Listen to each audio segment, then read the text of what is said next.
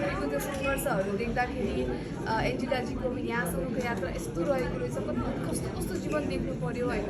त्यो सबै देख्दाखेरि चाहिँ अब अभियसली त्यसले एउटा केटी मान्छेलाई पनि प्लस अब एउटा नेपाली भएको कारणले पनि फिल गराउँदो रहेछ। तपाईँ एकदम राम्रो एक्टिङ गर्ने अभिनेत्री नेपालको टिकट गरी अनुहार बोल्छ भन्छ कि तपाईँलाई जिन्दगीमा कसको बायोपिकमा काम गर्नु मन छ भन्नुहोस्। धेरैजनाको कलाकारको रूपमा त जो जतिले पनि आफ्नो जीवनमा एउटा इन्सपायर गरिरहनु भएको छ आफ्नो काम मार्फत आफ्नो जीवन मार्फत धेरैजनाको नै गर्न मन छ। तर अब जसको माथि बायोपिक बन्यो उसले नै यदि राम्रो अभिनय गरिदिएपछि हाम्रो चान्स आउँदैन रहेछ।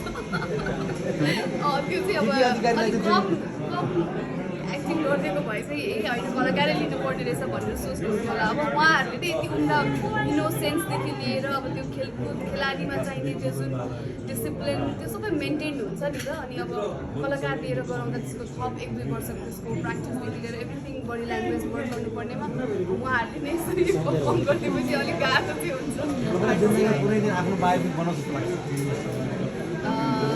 त्यसरी सोचिहालेको छैन, तर अब यहाँले सोध्दै गर्दाखेरि चाहिँ पक्का पनि यस्तो काम गर्न सक्छौँ।